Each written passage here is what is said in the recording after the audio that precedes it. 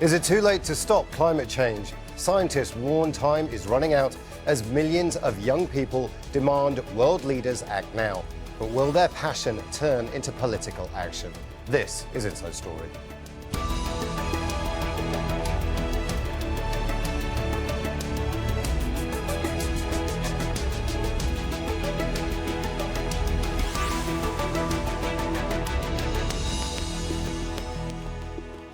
Hello and welcome to the programme. I'm Imran Khan.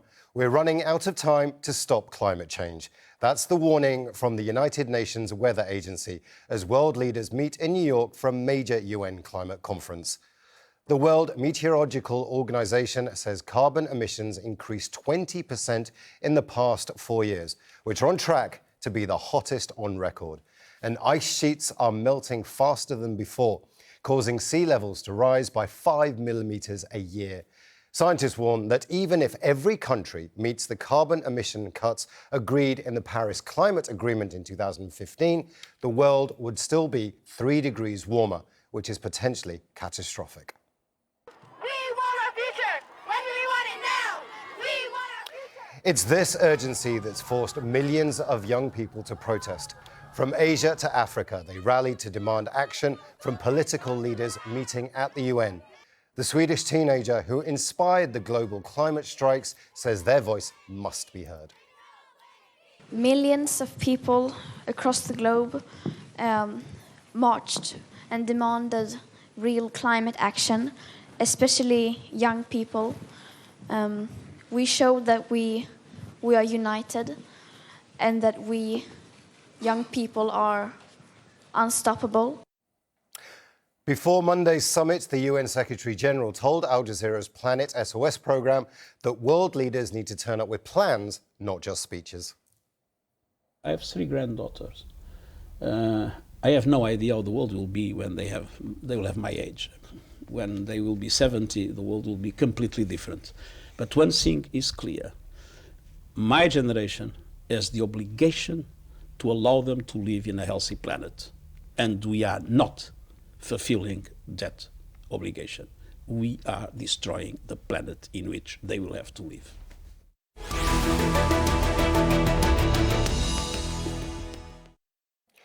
Let's bring in our guests. Joining us from Kiel in the UK, Sharon George, Senior Lecturer in Green Technology and Environmental Sustainability at Kiel University.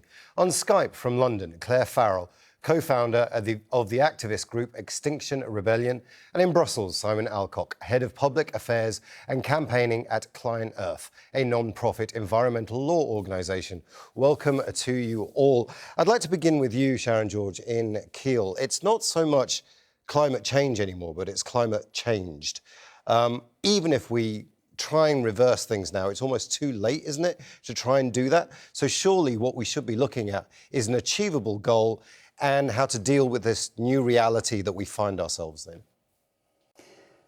I think so. I think climate change is here. We keep talking about climate change prevention. We've gone way past that now. Climate change is happening and it is affecting things around the world. So now we're in this new arena now of adaptation. But that doesn't mean, though, that we can just ignore the prevention, that every day that we prevent, more and more emissions being emitted, the worse things are getting. So it needs to be a two-pronged attack at this. We need to be cutting emissions even more urgently while we now look at mitigating the effects and impacts of climate change that are here. Let me bring in you, Claire Farrell in London. Claire, you've got people out on the streets. You've got young people talking about all of this, but is there really anything that an organisation like yours can do? It seems to be that it might be too late. It might be time to adapt your strategy to the new reality that we find ourselves in. Well, yes, I think the situation is that, such that the scientific community don't actually know with any certainty when different things will happen in terms of the way that this is going to play out. There is a great complexity to the things that we are trying to model and that people are trying to project.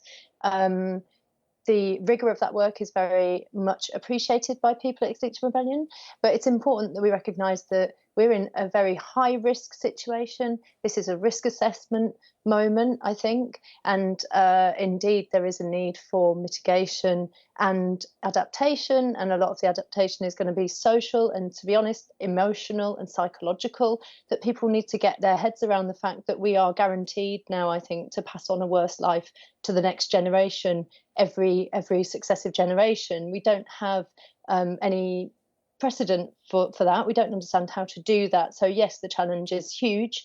It's not to say that it's useful or, I think, acceptable to say that, you know, perhaps the time has passed and we've missed the boat and we can't stop anything from happening. We can still prevent things from being the absolute worst case scenario. And in my opinion, it's absolutely important that we don't sort of write things off by saying it's too late. Also, Extinction Rebellion has been set up in a way, I think, to see ahead the potential for the social and political conditions that can lead to things like fascism, resource scarcity, displacement of billions of people. There's going to be war, there's going to be famine, people are going to suffer. And so arguing the case for direct democracy now is hopefully a preventative measure of those things emerging. But how do you keep, Claire, your optimism when you hear somebody like Sharon George say, actually, you know, there are drastic measures we need to take? How do you keep your optimism? How do you sell that optimism to, you know, people who could potentially be Extinction Rebellion supporters? I mean, it's quite hard, isn't it? Well, it's not about being optimistic, because I don't actually hold a huge amount of hope.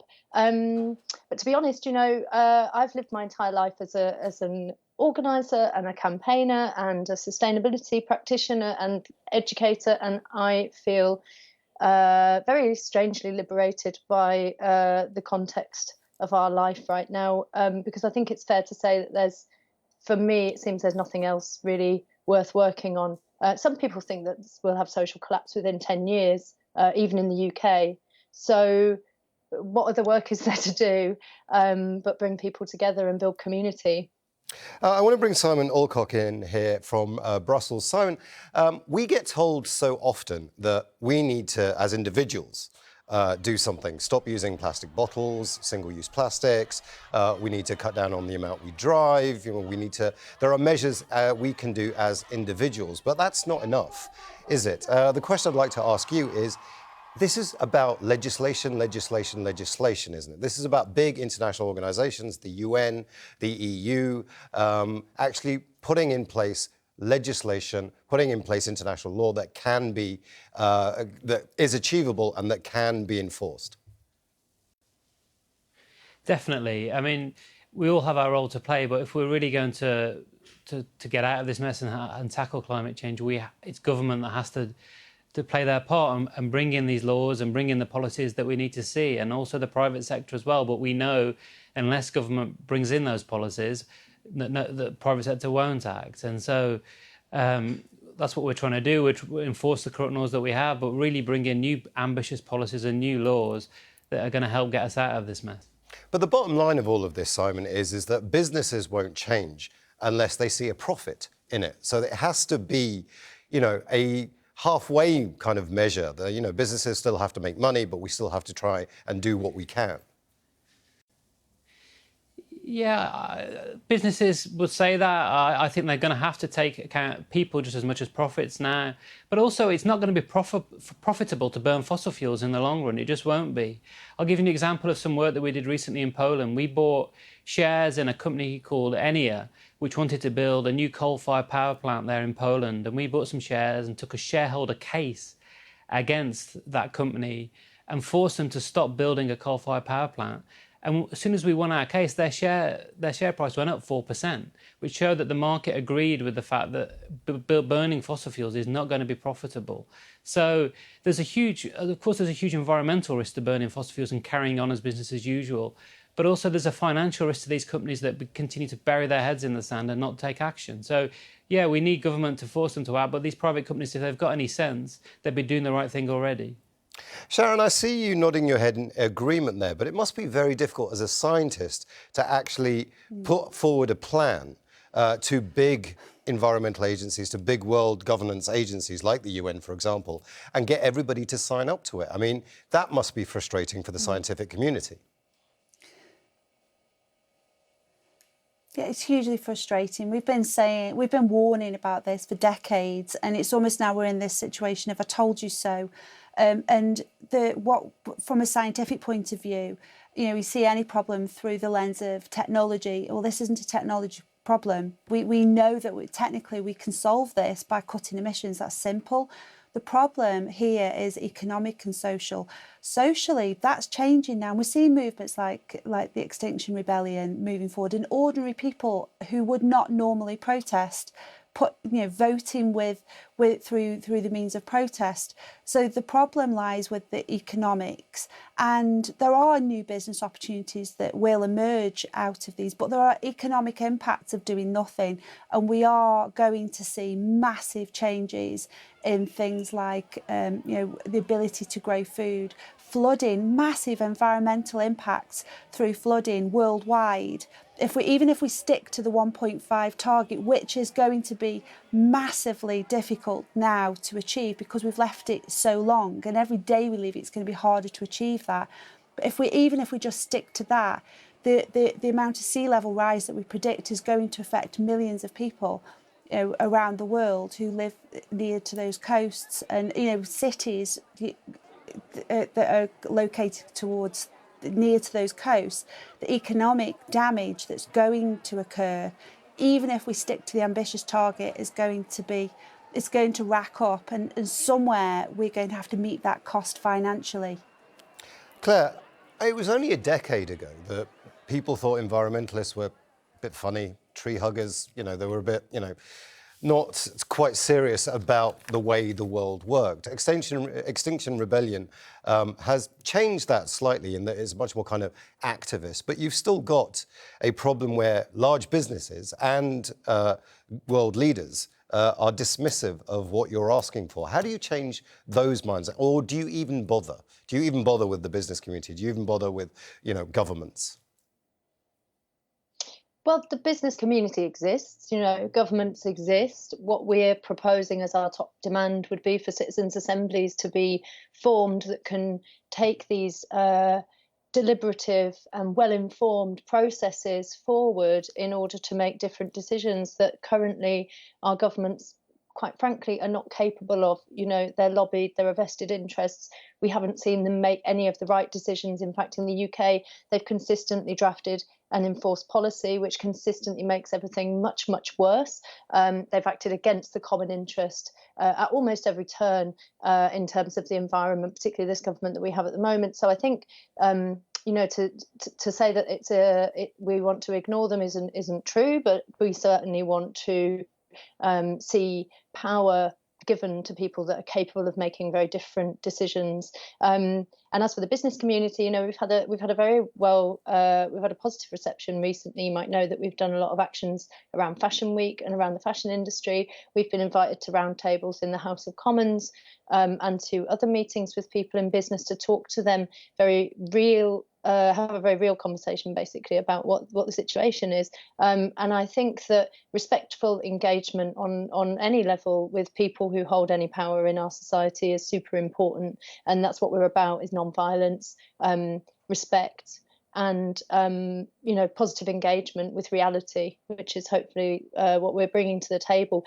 Whether or not we can turn around the people quickly enough or ask people to make the right decisions, then that remains to be seen, because of course since we launched we've had a huge impact, but only really on the rhetoric, not on the emissions and not on biodiversity loss, which is still sees us heading for a total catastrophe potentially within our lifetime. Well, one of the people whose mind you do definitely need to change is the US President Donald Trump. I want to bring in Simon Alcock here. When you have such a powerful man, the leader of the free world, he calls himself.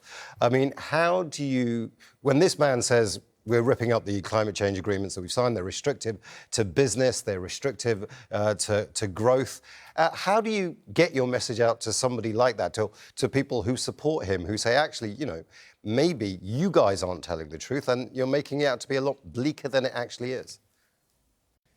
Well, I think you have to stick to the evidence and stick to the science. And I think Extinction Rebellion and Greta Thunberg and the school strikes and all the people out there protesting across the world, the past year and over the past week, on last Friday that we saw deserve huge credit. And I think they've driven this issue right up the political agenda. And yes, it's only in the rhetoric at the moment, but we've got to keep that pressure up, because the only way we're ever going to get anything meaningful action is through this pressure. And I think they deserve a lot of credit for that. And in terms of Donald Trump, you have to try and take people with you and appeal to the evidence and to the facts. And you know, he's president. Yes, he's very powerful, but you can still take action, and small legal action against small different things that will stop him doing what he's trying to do. And I think you know, China are starting to take action now around climate change. Other countries too, and he's very isolated on that world stage. And yes, it's you know, it's terrible that he's pulled the US out of Paris, but there's an election next year, and hopefully people will be able to make the case that climate change, action on climate change, is one of those issues that deserves to be voted on and you know, heard. Simon, I just want to have a follow-up question with you, because I'm very interested in this kind of legal action that you guys are taking, and this idea that you can buy shares in a particular power plant and get them to change their behaviour. Is that working on a micro level, or is this working on a much larger level with other organisations doing the same thing? Well, if you take our cases on air pollution, and we've beaten the UK government now 3 times in court. We've also won a number of high-profile cases in German cities. And what that has meant is that the governments have had to bring in policies that aren't good enough by any means, but they brought in policies that is basically going to lead to the phase-out of diesel vehicles in Europe. Now, diesel vehicles are harmful to our health, but they will continue to be manufactured. We all remember the Volkswagen scandal. Yet the market in diesel has dropped drastically, and that's partly due to the scandal. It's partly due to the fact that governments are now having to take action on air pollution. And so what we like to see is the action that we take would lead to a ripple effect. So we're taking action on coal-fired power plants across Europe. We're trying to get them shut down or at least cleaned up in Greece, in Germany, Romania. And we hope that, you know, a victory in one country will lead to other policy changes in others, and push that world in our own way towards tackling this issue. And I think the issue of the problem of climate change and the disaster of climate change is far too big for any one movement or any one organisation to be able to deal with it. It's going to take everybody coming together to do their part to try and achieve that change, and that's how we'll get that change. And Planet Earth has got a huge role to play, but it's only a small role compared to everybody else's as well. So what we're seeing then is like a 3-pronged strategy that you guys almost represent. You have the legal action and the business community, you have activism, and we have science. Sharon, George, in Kiel, there was that film a few years ago, Martian, where I think Matt Damon gets stuck on Mars, and he says, I'm going to have to science the S out of this to try and survive. Is there a scientific silver bullet? Is there something the science community could do rather than say it's all doom and gloom and we can't really change anything, we need to adapt? I think this is the thing. It's got the solution lies in lots of different things. The problem isn't just one thing making this problem. We've got emissions coming from transport. We've got emissions coming from electricity production. We've got, you know, from food production. So we can all individually have an impact on, like, wasting less. You know, we talk about fast fashion. We can try and buy more ethically, and we can do things like lobby our governments to do things on a more on a bigger scale and increase the level of electricity and energy from renewables. The other thing that's not been mentioned is planting trees. You know, the amount of deforestation that's happened. So that just plant it, you know, the recommendation from the IPCC report was to plant, you know, millions of trees. That could make a massive difference to sequestering that carbon that's in the atmosphere. So there are things that we can do, but it's not going to be one thing. It's going to be lots and lots of different things. But you can't plant trees because somebody like Bolsonaro, the leader of Brazil, says, actually, you're messing with my economy by doing this. And actually, he was quite straight with Macron when Macron said they were going to give him money. It was like, no, this is our economy that you're messing with. Everybody still thinks as an individual country. Nobody thinks globally on this. And that's a big problem for all of you when it comes to trying to sell this message, but particularly the scientific community, because you know the evidence is there, but you're still coming up against the economy. Yeah, and that this is a historic thing. We've been sort of banging on about the evidence. The evidence is there for decades now, and now so with the planting trees, you've got the food fuel debate. If you want to go towards biofuels, you've got issues around the ethics of growing those biofuels and the food fuel debate, and fundamentally the problem is we've put too much pressure on the resources in the planet that we have, and we're not managing those resources in the way that's sustainable. I really strongly believe scientifically that we have enough resources, that we have enough. We can draw energy from renewables to support ourselves if we manage our resources sensibly, and that's what's not happening globally. And it's going to take the likes of presidents around the world and leaders to step up to that and really take the scientific evidence and look at the social impact and come up with a coherent plan that's going to be ambitious and difficult, but I think people are ready to get behind that. Now, we are running out of time, but I do want to ask one question to all three of you. I'll begin with you, Simon, in Brussels. What do you want out of this UN climate change conference? What are the big things that you'd like to see happen? We would like to see national governments making ambitious action. So phasing out fossil fuels from their economies. So that's action on transport, that is action on our housing sectors, that proper concrete policies and proper ambition, not like what we saw in Germany over the weekend, which was a pretty pathetic climate plan that had plans to carry on burning coal into the future. That's not the right thing to do. What we want to see is ambitious policies that shows they've listened to the public, they've listened to people's concerns, and they get this message and they're going to take action now. Claire Farrell, what would you like to see from this UN climate change conference? Well, it's hard to say, isn't it? Because, the international negotiations have been absolutely terrifyingly ineffectual. And it does seem to me that using only science as a sort of guide and then allowing sort of politics and economics to come in and say that's unrealistic for the economy, that would be better for our economy to keep things the same, is all sort of to do with an attachment to what exists now and a sort of lack of imagination for what the future could look like. But I guess what I would say is that a commitment to first stop the harm would be my what I would long to see. So a stop on deforestation, a halt on searching for hard to find fossil fuels, all of the things that we're actively making worse, which we haven't even stopped making the harm worse. It gets worse every single day. So that would be the first thing, to stop the harm and then to commit to begin the repair. But it needs a very, very different, approach, intellectual and emotional approach. Sharon George, what would you like to see? I'd see a stop on any subsidy that supports fossil fuels, and I'd like to see more subsidy for renewables and low carbon technologies and tree planting and habitat protection. I think if governments start putting money behind those initiatives and taxing those initiatives that are more harmful, then I think those economies will find themselves.